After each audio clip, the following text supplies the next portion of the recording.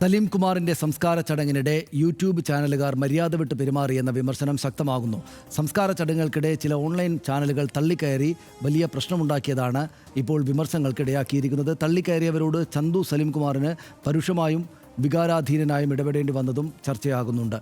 മൊബൈലുമായി എവിടെയും കയറി ചെന്ന് തെരുവ് തെമ്മാടികളെപ്പോലെ പെരുമാറുന്ന ഓൺലൈൻ മാധ്യമങ്ങളെ നിയന്ത്രിക്കാൻ നിയമനിർമ്മാണം നടത്തണമെന്ന് സംവിധായകൻ ലാൽ ജോസ് ആവശ്യപ്പെട്ടു. ഇത്തരം സൈബർ ക്രിമിനലിസം സാംസ്കാരിക കേരളത്തിന് തന്നെ അപമാനമാണെന്ന് മറ്റു നേതാക്കളും എ റഹീം അടക്കമുള്ള നേതാക്കളും പറയുന്നു.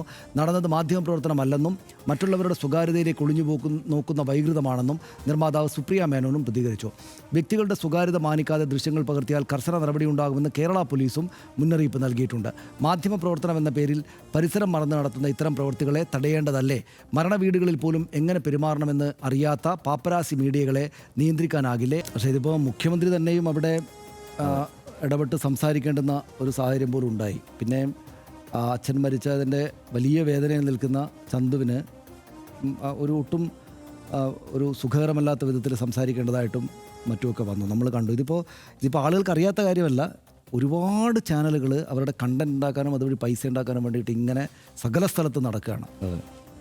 ഇതിൽ സനീഷ്, ഇതിപ്പോൾ കേരളത്തിലെ കാഴ്ച മാത്രമല്ല. നമ്മളിതിപ്പോൾ ചർച്ച ചെയ്യുമ്പോൾ കേരളത്തിൽ ഇങ്ങനെ സംഭവിക്കുന്നു എന്നുള്ളത് കൊണ്ട് ഇതിപ്പോൾ ഒരു വിഷയമായതുകൊണ്ടും ഒരു വിവാദമായതുകൊണ്ടും ചർച്ചയ്ക്ക് എടുക്കുന്നു. ഇതേ കാഴ്ചയാണ് നിങ്ങൾ മുംബൈയിൽ പോയാൽ കാണാൻ കഴിയുക, ഇതേ കാഴ്ചയാണ് നിങ്ങൾ ഹോളിവുഡിൽ പോയാൽ കാണാൻ കഴിയുക, അല്ലെങ്കിൽ ലോസ് ആഞ്ചൽസിൽ പോയാൽ കാണാൻ കഴിയുക. ഇതുപോലെ ഓരോ സ്ഥലത്തും ഈ സ്വഭാവത്തിൽ ആളുകൾ ഈ ക്രൗഡ് ചെയ്യുന്ന രീതി ഇപ്പോൾ വളരെ സജീവമാണ്. സോഷ്യൽ മീഡിയ വന്നതിന് ശേഷമുള്ള ഏറ്റവും പ്രധാനപ്പെട്ട കാഴ്ച. അതിന് മുമ്പും പാപ്പരാസികളില്ലേ? അതിനു മുമ്പും പാപ്പരാസികളുണ്ട്. ഈ ഡയാന രാജകുമാരിയുടെ മരണമടക്കം നമ്മൾ മനസ്സിലാക്കുന്നതും റിപ്പോർട്ട് ചെയ്യപ്പെട്ടതും പാപ്പരാസികളുടെ ശല്യം കൊണ്ട് അതിൽ നിന്ന് രക്ഷപ്പെടാൻ വേണ്ടിയിട്ട് കാറ് പായിച്ച് അപകടത്തിൽപ്പെട്ടു എന്നുള്ളതാണ്. അപ്പോൾ പാപ്പരാസി ശല്യം അതെല്ലാ കാലത്തും ഉണ്ട്. അത് വിവിധ മാധ്യമങ്ങളിൽ, എല്ലാ മാധ്യമങ്ങളിലും ഇത് അവരവർക്ക് പറ്റുന്ന രീതിയിൽ, ഇപ്പോൾ പത്രങ്ങളാണെങ്കിലും ടാബ്ലോയിഡുകളിൽ പേജ് 3 ജേർണലിസം ചെയ്യുന്നിടത്തൊക്കെ ആ രീതിയിൽ ഈ കണ്ടന്റ് ഉണ്ടാക്കാൻ വേണ്ടിയിട്ടുള്ള കഠിനമായ ശ്രമങ്ങൾ എല്ലാ കാലത്തും ഉണ്ടായിട്ടുണ്ട്. ഫോട്ടോകൾ ആ കാലത്ത് അതിന് വേണ്ടിയിട്ടുള്ള ശ്രമം ഉണ്ടായിട്ടുണ്ട്.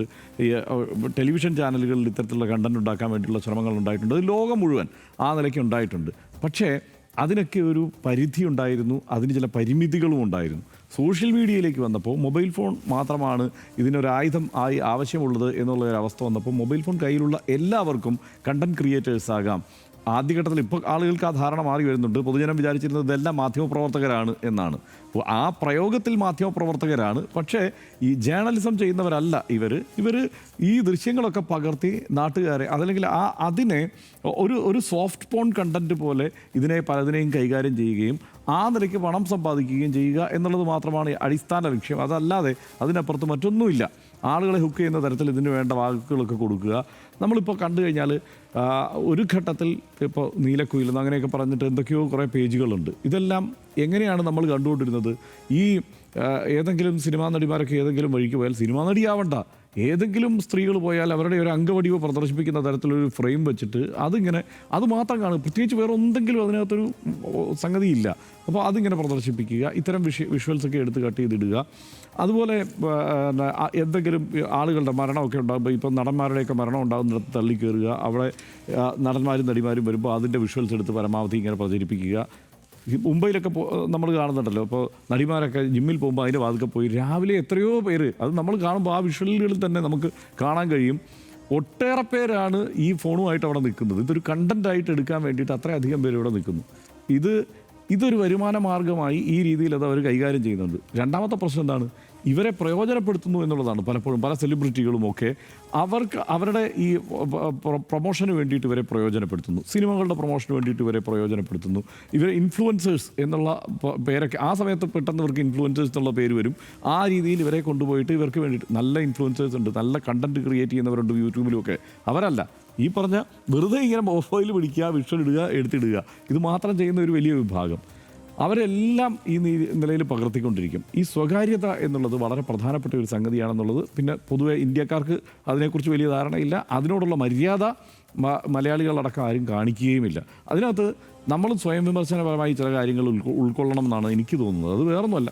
ഇപ്പോൾ ഒരു സ്ഥലത്ത് ചെന്ന് കഴിഞ്ഞാൽ പെരുമാറുന്നതിൽ ചില വിമർശനങ്ങളൊക്കെ ഉണ്ട്. അപ്പം ടെലിവിഷൻ ചാനലുകളൊക്കെ ആ കാര്യത്തിൽ നല്ല നിയന്ത്രണം വരുത്തിയിട്ടുണ്ട്. ഞാൻ അതുമല്ല പറയുന്നത്. നമ്മളൊക്കെ അടക്കം തന്നെ തീരുമാനിക്കേണ്ട ചില വിഷയങ്ങൾ, ഈ മരണ ലൈവ് മരണ ലൈവ് എന്നുള്ള പേര് തന്നെയാണ് അതിന് പ്രയോഗിക്കപ്പെടുന്നത് ഇപ്പോൾ എന്നുള്ളതാണ് അവസ്ഥ. ഒരാൾ മരിച്ചാൽ അത് ആദ്യന്തം ആ മൃതദേഹം വെച്ച് കാണിച്ചുകൊണ്ടിരിക്കുന്ന നിരന്തരം ലൈവ് ചെയ്യുക എന്നുള്ള ഒരു ഏർപ്പാട് യഥാർത്ഥത്തിൽ ഈ കൾച്ചറിൻ്റെ തന്നെ വേറൊരു സംഗതിയാണ്. അത് നമ്മൾ ആ നിലയ്ക്ക് ഉൾക്കൊള്ളുകയും വേണം. അപ്പോൾ അതും അങ്ങനെ ചെയ്യേണ്ടത്. നമ്മളിപ്പോൾ പരമാവധി മറ്റു വാർത്തകളെല്ലാം കൊടുത്ത് ആ ദിവസത്തെ പ്രധാനപ്പെട്ട വാർത്തകളൊക്കെ കൊടുക്കാൻ ശ്രമിച്ചെങ്കിലും നമ്മളും ചിലപ്പോൾ സമ്മർദ്ദത്തിൽ അടിപ്പെടുന്നുണ്ട് എന്നുള്ളത് വാസ്തവമാണ്. പക്ഷേ ആ രീതിയിലല്ല ഇതിനെ കൈകാര്യം ചെയ്യേണ്ടത്. അവരുടെ സ്വകാര്യതയെ ഇപ്പോൾ പല മിഷിഗണിലാണെങ്കിൽ ഞാൻ നോക്കി ഇപ്പോൾ സെർച്ച് ചെയ്തപ്പോൾ എവിടെയെങ്കിലും ഈ കാര്യത്തിലൊരു നിയന്ത്രണം ഉണ്ടോ എന്ന് നോക്കുമ്പോൾ അവിടെ മൃതദേഹത്തിൻ്റെ ഫോട്ടോയും വിഷ്വലും ഇങ്ങനെ കാണിക്കാൻ പാടില്ല എന്നുള്ളതാണ്. അതിനകത്തൊരു മര്യാദകേടുണ്ട് എന്നുള്ളതാണ്. ആളുകൾ കുട്ടികളുടെ ദൃശ്യങ്ങൾ പകർത്തി ഇതുപോലെ പ്രദർശിപ്പിക്കാൻ പാടില്ല. ഇന്ത്യയിൽ തന്നെ കർശനമായി നടപ്പാക്കിയാൽ ഇപ്പോൾ മുഖ്യമന്ത്രി വി.ഡി. സതീശൻ പറഞ്ഞു ഇക്കാര്യത്തിൽ കർശനമായ നടപടി സ്വീകരിക്കുമെന്ന്. ഇങ്ങനെ നടപ്പാക്കിയാൽ പല കാര്യങ്ങളും നിയന്ത്രിക്കാൻ പറ്റുന്ന നിയമവശങ്ങളുണ്ട് ഇവിടെ. ഇപ്പോൾ തന്നെ സ്വകാര്യതയെ ലംഘിക്കുന്ന തരത്തിലുള്ള ഇത്തരം കാര്യങ്ങളുണ്ടായാൽ, അല്ലെങ്കിൽ ഇപ്പോൾ സ്റ്റോക്ക് ചെയ്യുന്ന രീതിയിലുള്ള ഇടപെടലായിട്ട് തന്നെ ഇതിനെ വ്യാഖ്യാനിക്കപ്പെട്ടാൽ അത് വേണമെങ്കിൽ വ്യാഖ്യാനിക്കാം ഇവരുടെ പല ഇടപെടലിനെയും. അതൊക്കെ കൃത്യമായ നിയമ നടപടികളിലൂടെ കൊണ്ടുപോകാൻ കഴിയുന്ന ഒരു സാഹചര്യമൊക്കെ ഇന്ത്യയിലുണ്ട്. നിലവിലുള്ള നിയമങ്ങൾ തന്നെ കാര്യക്ഷമമായി പ്രയോഗിച്ചാൽ ഇവരെ നിയന്ത്രിക്കാൻ കഴിയും എന്നുള്ള കാര്യത്തിൽ തർക്കമൊന്നുമില്ല. പിന്നെ ഒരു കാര്യം ശ്രദ്ധിക്കേണ്ട ഒരു സംഗതി, ഇത്തരം ചടങ്ങുകൾ നടക്കുമ്പോൾ നേരത്തെ തന്നെ ഇപ്പോൾ പല രാജ്യങ്ങളിലും പലയിടത്തും നേരത്തെ തന്നെ പ്രഖ്യാപിക്കും ഈ ഫോണുമായിട്ട് ഇങ്ങോട്ട് വന്നേക്കരുത് എന്നുള്ളത് കൂടി പറയാം. ഇപ്പോഴത്തെ സാഹചര്യം ഇതാണ് എന്ന് തിരിച്ചറിഞ്ഞുകൊണ്ട് അങ്ങനെ ഒരു നിർദ്ദേശം കൂടി മുന്നോട്ട് വെച്ചാൽ വളരെ നന്നാവുമെന്നാണ് എനിക്ക് തോന്നുന്നത്. അത് തന്നെയാണ് ഇപ്പോൾ കഴിഞ്ഞ ഇതിനകത്ത് ഒരു പ്രധാനപ്പെട്ട പോയിന്റുള്ള ഹർഷ, അതായത് ആരാണ് ഇവരെ ഇങ്ങനെ കുറച്ചുകൂടെ ശക്തരാക്കുന്നതെന്നൊരു ചോദ്യമുണ്ട്. അതായത് അവർ സാമാന്യ ബുദ്ധി അവർ പ്രയോഗിക്കേണ്ടതാണ്. അതിപ്പോൾ ഏതൊരു ഇൻഡസ്ട്രിയും ഡെവലപ്പ് ചെയ്ത് വരുമ്പോൾ അവർ അതിനകത്തേക്ക് കുറച്ച് കഴിയുമ്പോൾ ഒരു നിയമവും ചട്ടമൊക്കെ വരും. അത് വരണം എന്നത് അവർ തന്നെ ആലോചിക്കണം എന്നുകൂടെ പറയാൻ ഈ അവസരം നമ്മൾ ഉപയോഗിക്കണം. ഞാൻ സമീപ ദിവസം വാർത്തയായ ഒരു കല്യാണത്തിൽ പങ്കെടുക്കാൻ വേണ്ടി ഞാൻ പോയിരുന്നു. അപ്പോൾ അവിടെ ചെന്നപ്പോൾ കണ്ട കാഴ്ച എന്താണെന്ന് വെച്ചാൽ, ഇപ്പോൾ പലരും ചോദിക്കാനുള്ളത് നിങ്ങളും അവരും തമ്മിൽ എന്താ വ്യത്യാസം ചോദിച്ചാൽ, ആ കല്യാണത്തിൻ്റെ ദിവസം ആ വ്യത്യാസമുണ്ട്. അതായത് സബ് രജിസ്ട്രാർ ഓഫീസിലാണ് കല്യാണം. അതിൻ്റെ ഗേറ്റിന് പുറത്താണ് നമ്മളടക്കമുള്ള മാധ്യമങ്ങളിലെല്ലാം ക്യാമറ. അത് വാർത്തയായ കല്യാണമാണ്, വാർത്തയാകുന്ന കല്യാണമാണ്, വിഷ്വൽസ് എടുക്കണം. നമ്മൾ ആ ഗേറ്റിന് പുറത്ത് ഈ കല്യാണത്തിന് വേണ്ടി കാത്തു നിൽക്കണം. ആളുകൾ ഇങ്ങോട്ട് വരുമ്പോൾ നേതാക്കളും ഒക്കെ ഉണ്ട്. അപ്പോൾ അവരെ എടുക്കാൻ വേണ്ടിയിട്ട് അവർ വളരെ മാന്യമായിട്ട് നമ്മുടെ ആളുകൾ എന്ന് വെച്ചാൽ ഏഷ്യാനെറ്റ് ഏഷ്യാനെറ്റാണല്ലോ നമ്മുടെ തുടക്കത്തിൽ ആദ്യത്തെ ന്യൂസ് ചാനൽ. അതുകൊണ്ട് ബാക്കി എല്ലാവരുടെയും പേര് ഞാൻ പറയുന്നില്ല. എല്ലാ ചാനലുകളുടെയും ക്യാമറയും റിപ്പോർട്ടർമാരും അവിടെ ഉണ്ട്. പക്ഷേ പിറ്റേന്ന് വന്ന് ദൃശ്യങ്ങൾ കണ്ടപ്പോൾ എന്താ കാണുന്നതെന്നറിയോ? സബ് രജിസ്ട്രാർ ഓഫീസിനകത്ത് ഈ വധുവും വരനും അങ്ങോട്ട് വരുമ്പോൾ അവരവിടെ ക്യാമറ മൈക്കും കൊണ്ട് പിടിച്ചിരിക്കുകയാണ്. നിങ്ങൾ ആ വിഷ്വൽസ് നോക്കോ, ആ വിഷ്വൽസ് മുഴുവൻ അകത്ത് നിന്ന്, അതായത് അവരുടെ വളരെ പ്രൈവറ്റ് ആയിട്ടുള്ള വളരെ ഹാപ്പി ആയിട്ടുള്ളൊരു സംഭവം നടക്കുമ്പോൾ അതിനകത്ത് തിക്കിത്തിറക്കിയിട്ട് അവിടെ നിൽക്കുകയാണ്. ഒരു സർക്കാർ ഓഫീസിനകത്ത് ഇങ്ങനെ ഒരു ചടങ്ങ് നടക്കുന്ന സ്ഥലത്തിനകത്ത് അത് തടയാനോ നിങ്ങളിവിടെ നിൽക്കരുതെന്ന് പറയാനോ ആ സർക്കാർ സംവിധാനവും തയ്യാറാവുന്നില്ല. അവർക്കതിനുള്ള സാമാന്യ മര്യാദയില്ല. എന്നാൽ നമ്മളടക്കമുള്ള ചാനലുകൾക്ക് ആ സാമാന്യ മര്യാദയുണ്ട്. അവർ വാർത്ത കൊടുക്കുന്നുണ്ട്. ആ വാർത്ത മതിയായ പ്രാധാന്യത്തോടെ നമ്മുടെ ചാനലെല്ലാം വരുന്നുണ്ട്. പക്ഷേ ആ സാമാന്യ മര്യാദയോടെ അവർ പുറത്ത് നിൽക്കുകയാണ്. ഈ സാമാന്യ മര്യാദയുടെ അഭാവമാണ് ഇവരെ നമ്മളിന്ന് വ്യത്യസ്തരാക്കുന്നത്. അവർക്ക് സാമാന്യ മര്യാദയേ ഇല്ല. അത് സാമാന്യ മര്യാദ ഇല്ലാത്ത കൂട്ടർക്ക് എല്ലാ കാലം അങ്ങനെ മുന്നോട്ട് പോകാൻ പറ്റില്ലല്ലോ. അത് ഉരുത്തിരിഞ്ഞ് വരും. അതൊരു ഇൻഡസ്ട്രി, ഒരു പുതിയ ഒരു ഏരിയ ഇപ്പോൾ ഡെവലപ്പ് ചെയ്ത് വരികയാണെങ്കിൽ അത് ഉരുത്തിരിഞ്ഞ് വരും. എന്നിട്ട് അവർക്ക് ഇപ്പം എന്താ സംഭവിക്കുന്നത്? സാമാന്യ മര്യാദയില്ലാതെ നേരത്തെ അവർ ചെയ്തുകൊണ്ടിരുന്ന സിനിമാക്കാർക്കിടയിൽ മാത്രമായിരുന്നു. പക്ഷേ നമ്മൾ നോക്കൂ, അവരുടെ ഇരകളാകുന്ന ഒരൊറ്റ ചലച്ചിത്ര താരങ്ങളും ആണായാലും പെണ്ണായാലും പുരുഷനായാലും സ്ത്രീയായാലും വല്ലാത്ത തോതിൽ എൻ്റെ സാബുമോൻ, തരികട സാബു എന്ന് പറയുന്ന നമ്മുടെ സാബുമോൻ മാത്രമാണ് ഇതിനെതിരെ ഒരു വർത്തമാനം പറഞ്ഞായിട്ട് കണ്ടത്. കാരണം നടിമാരടക്കം ഇത് പറയാറില്ല. കാരണം എന്താ വെച്ചാൽ ഒന്ന് അവരുടെ ഇൻഡസ്ട്രിയുടെ ഒരു നോമായിട്ട് ഇതങ്ങ് മാറിയെന്ന് തോന്നുന്നു. കാരണം ഇപ്പോൾ ജിമ്മിലും എയർപോർട്ടിലൊക്കെ ഈ നടിമാരെ എടുക്കുകയും നടന്മാരെ എടുക്കുകയും ചെയ്തത് ഞാൻ മനസ്സിലാക്കിയിട്ടുള്ളത് ഒരു പരിധിയോളം ഇവർ അങ്ങോട്ട് പൈസ കൊടുത്ത് ചെയ്യിക്കുന്നതെന്നാണ്. അത് നമ്മൾ കരുതുന്നത് ജിമ്മിൽ പോയിട്ട് വിഷ്വൽ എടുക്കുന്നത് പിന്നെ പാപ്പരാസികൾ ചെയ്യുന്നതെന്നല്ലേ. പക്ഷേ അങ്ങനെയല്ലാതെ സംഭവിക്കേണ്ടത്രേ. അതായത് പലരും പറയുന്ന പല റിപ്പോർട്ടുകളുള്ളത് അവർ പാപ്പരാസികളായിട്ട് ചിത്രീകരിക്കാൻ വേണ്ടിയിട്ട് അവരങ്ങോട്ട് പേ ചെയ്യുന്നുണ്ട് എന്നാണ്. ഇപ്പോൾ നമ്മൾ ഈ ഇലക്ഷനിൽ കണ്ട എന്താണ്? ഈ ഇലക്ഷനിൽ BJPയും കോൺഗ്രസും ഈ തരം ഓൺലൈൻ ചാനലുകളെ അവരുടെ തെരഞ്ഞെടുപ്പ് പരിപാടികൾക്ക് കൊണ്ട് ഉപയോഗിച്ചു. പണം പേ ചെയ്തിട്ടാണെന്നൊക്കെ ആളുകൾ പറയുന്നു. ഇങ്ങനെ ഉപയോഗിച്ചു.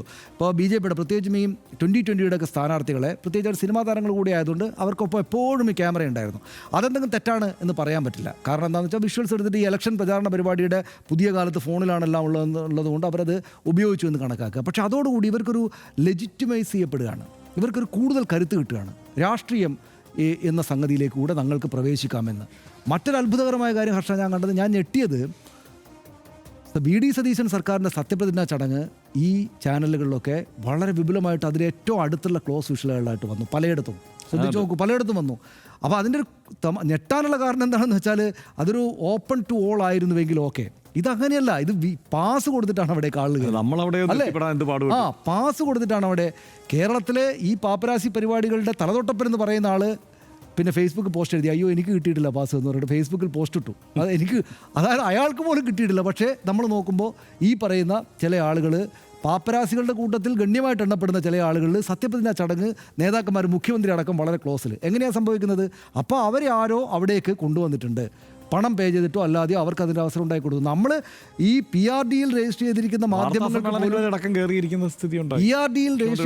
മാധ്യമങ്ങൾക്ക് പോലും ഇതിന് അവസരം കിട്ടാത്ത സാഹചര്യത്തിലാണ് ഇതിങ്ങനെ ഒരു സംഭവമേ ഇല്ലാത്ത ഈ ഓൺലൈനുകാർക്ക്. അപ്പോൾ ഈ ലെജിറ്റിമൈസ് ചെയ്യുന്നത് ആരാണ്? ഈ രാഷ്ട്രീയക്കാരാണ് എന്ന് നമ്മൾ കാണുകയാണ്. അപ്പോൾ അങ്ങനെ സംഭവിച്ചിട്ട് അതിൻ്റെ അപകടകരമായ അടുത്ത വശം എന്താ പറയുക ഹർഷ? അതുകൂടെ ഞാൻ പറയാം. അതായത് അത് ഇവർ സാമാന്യ മര്യാദ ഇവർ കൊണ്ടുവരണമെന്ന് പറയാൻ ഞാൻ ആവശ്യപ്പെടുന്നു. ഇത് ഇവരാരും പറയുന്നില്ല, അന്തം വിട്ട CPM-കാരും പറയുന്നില്ല, പിന്നെ ഈ കാര്യങ്ങൾ നടപ്പാക്കാൻ കേന്ദ്രം ഭരിക്കുന്ന BJP-കാരും പറയുന്നില്ല, കേരളം ഭരിക്കുന്ന കോൺഗ്രസ്സുകാരും പറയുന്നില്ല.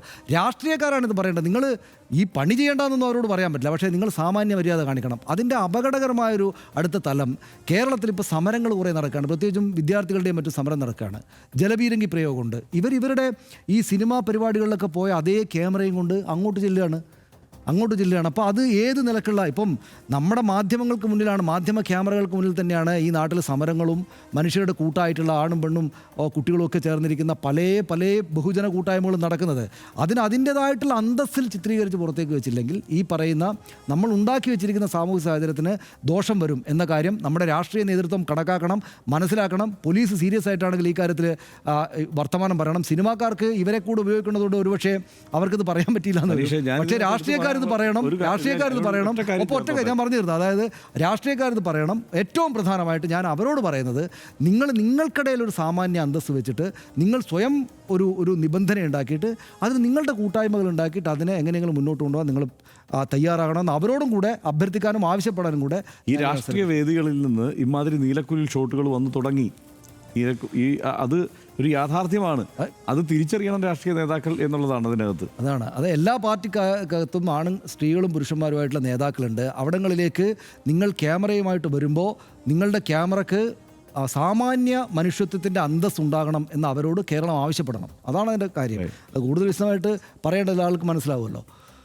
ഓൺലൈൻ മാധ്യമങ്ങളുടെ മാധ്യമ സംസ്കാരത്തെ പറ്റിയാണ് ഇന്നലത്തെ സംഭവത്തിലൂടെ വീണ്ടും ചോദ്യങ്ങൾ ഉയരുന്നത്. യൂട്യൂബിലും ഇൻസ്റ്റാഗ്രാമിലുമെല്ലാം വലിയ വ്യൂസും ലൈക്കും ലഭിക്കാൻ പരിസരം പോലും മറന്നു നടത്തുന്ന ഇത്തരക്കാരുടെ പ്രവൃത്തികൾ എതിർക്കേണ്ടത് തന്നെയാണ്. മനുഷ്യരുടെ ദുഃഖവും മരണവും നാടിൻ്റെ പ്രതിസന്ധിയും അപകടങ്ങളുമൊക്കെ ചിലർക്ക് സമൂഹ മാധ്യമങ്ങളിൽ കാഴ്ചക്കാരെ കൂട്ടാനുള്ള ഉപാധികളായി മാത്രമായി മാറുകയാണ്. യൂട്യൂബ് ചാനലുകൾ ആരംഭിച്ച് വാർത്തകളും സംഭവങ്ങളുമെല്ലാം ആളുകളെ കാണിക്കുന്നതിൽ തെറ്റില്ലെങ്കിലും അതെവിടെ എങ്ങനെ നടത്തണമെന്ന് ഇത്തരം ആളുകൾ മറന്നുപോകുന്നു എന്നതാണ് അവരെ വിമർശിക്കുന്നതിനുള്ള പ്രധാന കാരണം. മരണവീട് അല്ലെങ്കിൽ സംസ്കാര ചടങ്ങ് പോലെ വളരെ കരുതലോടെ ഇടപെടേണ്ട സ്ഥലത്ത് ആളുകളോട് സാമാന്യ ബുദ്ധി ഉപദേശിക്കേണ്ട അവസ്ഥയിലാണ് നമ്മൾ എന്നതാണ് ഏറെ ദൗർഭാഗ്യകരം. സെൻസേഷണലിസം കലർത്തി ലൈംഗികതയോ അക്രമമോ പ്രകോപനപരമായ കാര്യങ്ങളോ മുൻനിർത്തി വാർത്തകൾ പടച്ചുവിടുന്ന ഇത്തരം സംസ്കാരശൂന്യമായ ഓൺലൈൻ മീഡിയകളെ നിയന്ത്രിക്കാൻ ഇനിയും വൈകിക്കൂടാ. അവർ സ്വയം നിയന്ത്രിക്കാനും എന്ന് മാത്രം പറഞ്ഞ് അവസാനിപ്പിക്കുന്നു.